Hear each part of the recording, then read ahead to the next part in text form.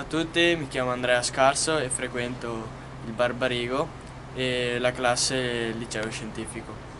Ho scelto il Barbarigo perché l'anno scorso, quando sono entrato, mi sono trovato bene con i compagni, con i professori e quest'anno voglio appunto continuare questa esperienza.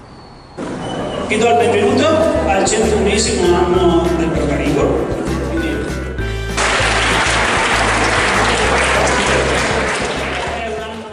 Ciao, mi chiamo Giovanna Barsotti, faccio la terza Scienze Applicate e una cosa che mi piace molto di questa scuola è che sono sempre tutti pronti ad aiutarti e qualsiasi problema tu abbia, qualsiasi docente sarà pronto a darti una mano.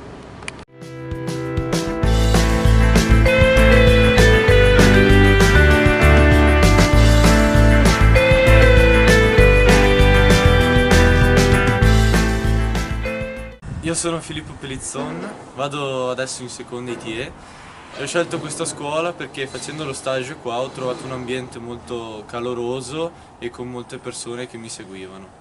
Io sono Vanessa Trevelin, frequento la seconda ITE frequentando questa scuola ho capito che gli insegnanti ti integrano nel mio percorso scolastico e ti integrano anche in quelli che sono i tuoi compagni.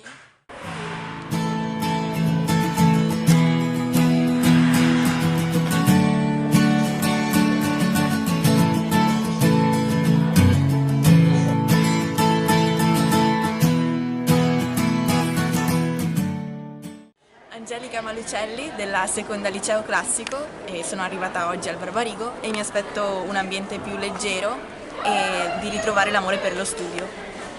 Sono Luca Ronchi della seconda liceo classico, sono ormai dal Barbarigo da 6 mesi e posso dire che a differenza di altre scuole qua trovi subito una grande accoglienza e calorosa e l'ambiente c'è anche con i professori un rapporto più umano e non sono distaccati ma cercano sempre di venirti incontro. Il motto o slogan che ci diamo per quest'anno è Barbarigo for Future. Lo scorso anno abbiamo guardato il nostro passato, era l'anno del centenario, andando a recuperare tanti bei segnali, tanti bei ricordi, storie di vita, personaggi, attività del Barbarigo.